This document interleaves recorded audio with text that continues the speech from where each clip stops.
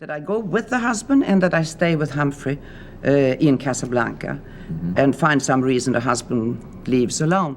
For 40 years, Hollywood swore that Ingrid Bergman and Humphrey Bogart had fallen in love while filming Casablanca. The way they looked at each other on screen, the hesitation, the heartbreak, the unspoken tenderness, it had to be real, right? But here's the secret, it wasn't. Not the way people imagine. Behind the camera, Bogart barely spoke to her. They never went out to dinner. They never even used first names. Yet the entire world believed they'd lived a great romance.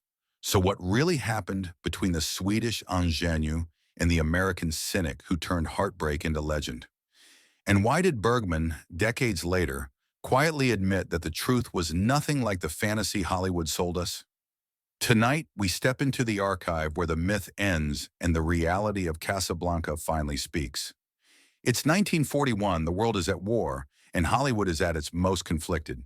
The studios are churning out escapism, but audiences are hungry for meaning. Warner Brothers has found its new project, a play called Everybody Comes to Rick's. No one's betting on it to change cinema.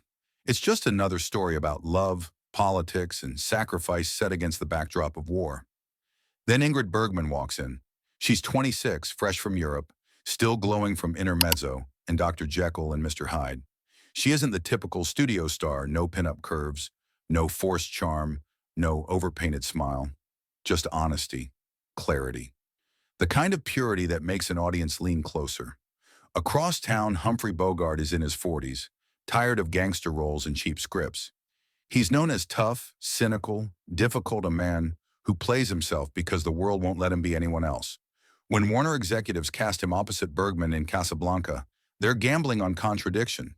He's the American realist. She's the European dream. Together, they'll either combust or freeze over.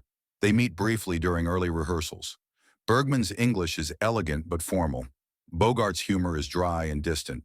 She finds him guarded. He finds her aloof. Neither of them thinks they'll click. But then the cameras roll. Suddenly, something shifts. It isn't romance, it's rhythm. Two professionals locking into a kind of emotional choreography, neither plan. She listens to every line he throws like it's real conversation. He watches her reactions as if they're unpredictable. That's the secret chemistry of Casablanca. Not love, but tension.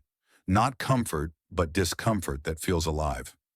Off-set, Bergman returns to her husband, Dr. Peter Lindstrom, and their young daughter. She writes letters home about how Mr. Bogart is polite, methodical, and distant. Bogart goes home to Mayo Method, an actress with a temper and a marriage already in flames. Hollywood, of course, sees something else. By the time Casablanca premieres in 1942, the United States is fully at war. Rick and Ilsa's goodbye at the foggy airport becomes the emotional anthem of an entire generation. Lovers separated by duty, longing, and impossible choices. Audiences project their own heartbreaks into those faces. Reporters start asking, are they in love off-screen too? The studio doesn't deny it. Why would they? Bogart, they say, is the tough man who fell for the woman who broke every man's heart. Bergman, the saintly beauty who chose love over safety. The myth begins right there with smoke, war, and marketing. But the reality? That's where it gets complicated. Ingrid Bergman spent most of her career playing truth. That was her power. She made you believe the unbelievable. But sometimes that gift turned against her. The public assumed her performances were confessions, that what she showed on screen was who she really was. And no film blurred that line more than Casablanca. Privately, Bergman saw Bogart as a man locked inside his own armor. She respected his professionalism, but sensed loneliness behind it. He never joked, never gossiped, she later explained in her own words. He kept his distance. Part of that distance came from circumstance. Bogart was trapped in a miserable marriage. His wife, Mayo, often visited the set, suspicious and volatile. Crew members recalled shouting matches off stage, sometimes audible between takes. Bergman, meanwhile, was a newly married woman trying to prove herself in a foreign country. There was no flirtation, only a strange mutual awareness. She admired his stillness. He admired her precision. But they spoke like co-workers, not lovers. The camera, however, told a different story. When Bogart looked at Bergman, he looked like a man remembering every mistake he'd ever made. When she looked back, she seemed to forgive him for all of them. Directors would later say that was acting. Audiences said it was proof. Rumors took off. Magazines described Bergman's quiet devotion and Bogart's tragic affection. Fan letters poured in asking if Ilsa and Rick would ever meet again. Bogart didn't correct anyone. He was famously private, allergic to interviews. Bergman didn't either, partly because she knew silence was safer, and partly because Casablanca had just made her immortal. By the late 1940s, Bogart's legend was growing. The Maltese Falcon had made him tough. Casablanca made him human. For Bergman, the film became both a blessing and a curse. Every director after expected the same mixture of warmth and restraint. Every co-star was compared to Bogart. Then came the scandal that would redefine her. In 1950, while filming Stromboli in Italy, she fell in love with director Roberto Rossellini. The affair ignited worldwide outrage, an actress leaving her husband and child for a foreign filmmaker. Senators condemned her on the U.S. Senate floor. The same woman who had symbolized purity in Casablanca was suddenly branded as immoral. Through it all, people kept bringing up Bogart. Some said she'd betrayed the man who loved her on screen. Others claimed Bogart had warned her about fame's price. Neither was true. Bogart never spoke publicly about Bergman during the scandal years. In fact, he reportedly defended her privately, saying, "She's a great actress and a decent person. What she does off-screen isn't anyone's business." Still, the Casablanca myth refused to die. When Bergman tried to return to Hollywood years later, reporters asked her again and again about Bogart. Did they ever have something real? For decades, she deflected. Then, in her later years, long after Bogart's death, she finally told the truth, and it wasn't the story people wanted. Number 5. The famous goodbye in the airport fog. It's the moment every romantic in the world memorized. Ilsa looks at Rick with tears that seem born of a lifetime. He tells her she has to go. The music swells. "Here's looking at you, kid," audiences cried. Here's looking at you, kid. Couples held hands tighter, but the illusion depended on ignorance. Bergman herself didn't know which man her character would end up with until the final week of filming.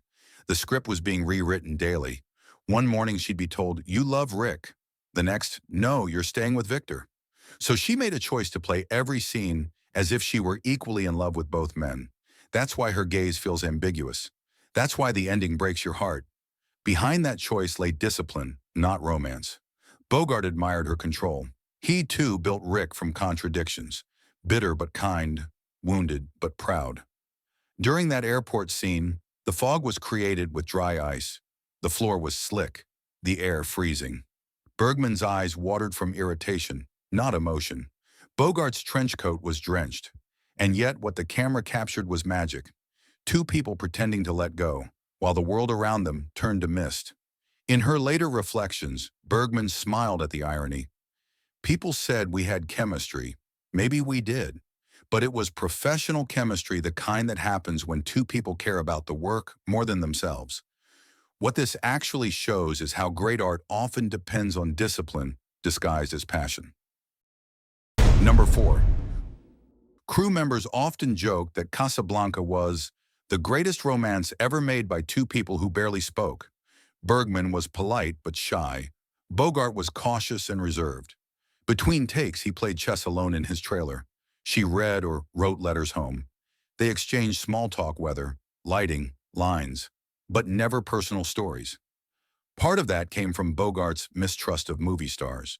He came up through hard knocks and theater trenches, while Bergman was treated like European royalty.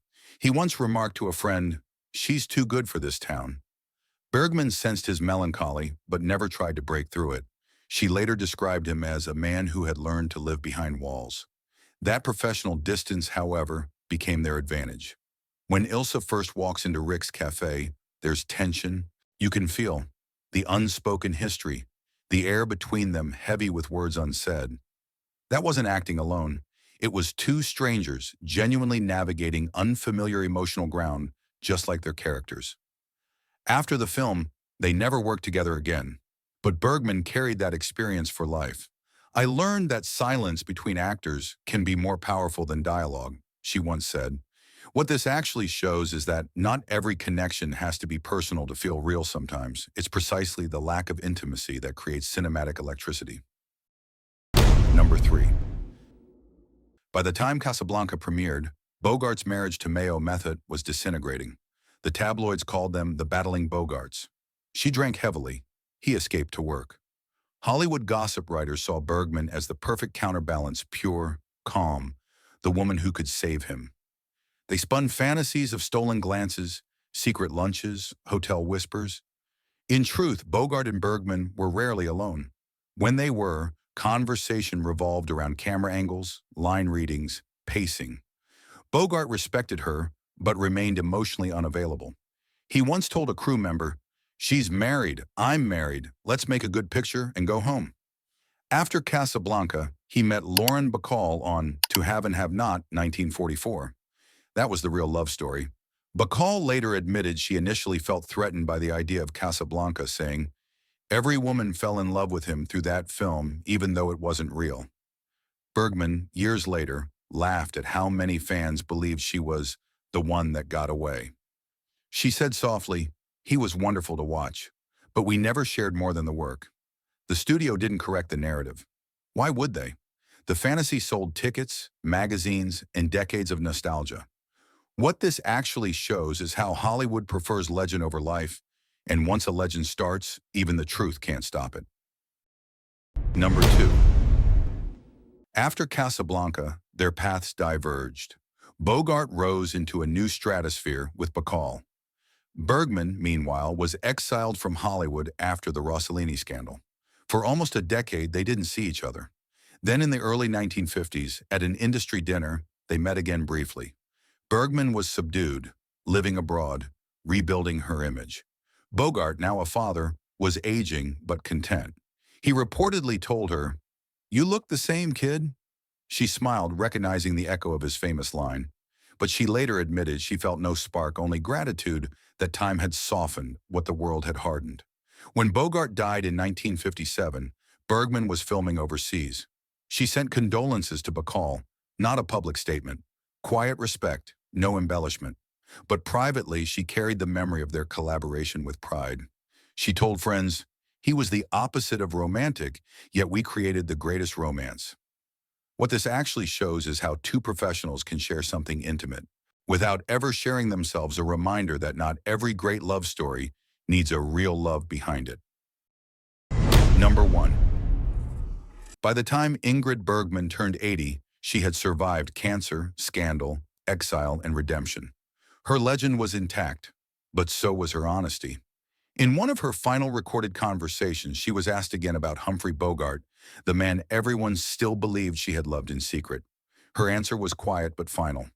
"I didn't know him," she said. "Not really, but I knew what he felt, because I saw it in his eyes when the camera rolled, and he saw me the same way. That's what acting is, two strangers believing something together." She paused, then added, "We gave people the love they needed when the world was breaking. That was enough." In that moment, decades of rumor dissolved. The fantasy of Rick and Ilsa had overshadowed the truth of Ingrid and Humphrey. Yet the truth was, in its own way, just as moving. They were two artists who gave the world hope when hope was running out. What this actually shows is that sometimes the greatest connection two people can share isn't romantic, it's creative faith. So what was the truth that Ingrid Bergman finally revealed about Humphrey Bogart? It wasn't that he was distant or that there was no affair. Those facts had been whispered for years. It was something deeper, harder to accept. That Casablanca's emotional honesty came not from their personal lives, but from their professional integrity. The feelings on screen weren't borrowed from real passion. They were built from empathy, imagination, and respect. That revelation rewrote how we understand movie chemistry. For decades, critics argued that authenticity in film came from lived experience, that you had to feel it to show it. Bergman disproved that. She and Bogart built one of cinema's most enduring love stories out of silence, tension, and mutual understanding. She revealed that Bogart wasn't the cynical loner he pretended to be either. Beneath the trench coat was a man terrified of emotional exposure. Acting for him was a form of control. She admired that discipline because she lived by it too. When she said, "I didn't know him," it wasn't dismissal, it was confession. She meant that she knew only the version of him that existed between action and cut. And that version was enough to change her life. The truth, then, isn't about what happened between them. It's about what didn't and how that absence created one of the most believable romances ever filmed. They didn't touch hearts in private, they touched history in public. And maybe that's the real magic of Casablanca. After Bogart's death, the myth of Rick and Ilsa only grew stronger. Re-releases, retrospectives, anniversary screenings every time. New generations rediscovered that fog-drenched farewell. Bergman's later career became an arc of redemption.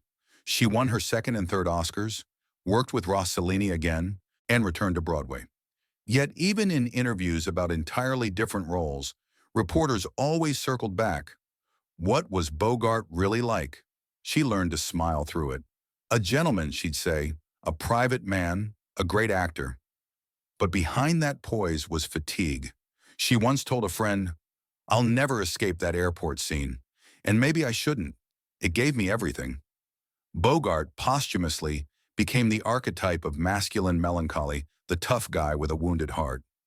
Bacall guarded his memory fiercely, occasionally correcting misconceptions, but never resenting Bergman. In fact, she once remarked, Ingrid made him timeless. Decades later, their children, Stephen Bogart and Pia Lindstrom, would both acknowledge how Casablanca bound their families' legacies together, even without personal closeness. By the late 1970s, Bergman was diagnosed with cancer. She kept working, performing in A Woman Called Golda until her final months. When it premiered in 1982, she was too weak to attend the screenings. Friends say she spent her last birthday watching Casablanca quietly at home, saying simply, "It's better than I remembered." She passed away that same year, leaving behind a filmography that stretched across languages, continents, and eras. And yet, her final truth about Humphrey Bogart, that what audiences saw was illusion built from honesty, remains one of the most profound testaments to the art of acting ever spoken. Today, when we watch Casablanca, we're not watching two lovers. We're watching two strangers united by craft, two professionals who, for a few weeks in 1942, believed together in something bigger than themselves. That belief still holds. Ingrid Bergman's final revelation about Humphrey Bogart isn't a scandal or confession. It's a lesson. We live in a culture obsessed with authenticity, where every performance, every smile, must be real. But Bergman and Bogart proved that truth can exist in art, even when it doesn't exist in life. They showed that professionalism, empathy, and restraint can produce emotions more powerful than any off-screen affair. The world wanted them to be lovers. They chose instead to be legends. And maybe that's why Casablanca still endures when other romances fade. Because it wasn't about sex, gossip, or fantasy. It was about dignity. When Bergman said, "We gave people the love they needed when the world was breaking," she defined the very heart of old Hollywood, a time when illusion was the most honest thing you could give.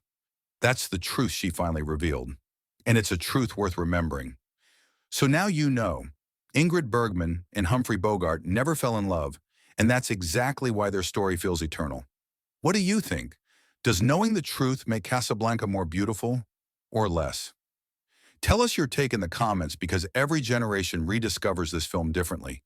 If you believe great art doesn't need real romance to move the world, share this video, and don't forget to subscribe for more untold stories behind Hollywood's most enduring myths. Because sometimes the truth behind the legend is the most human story of all.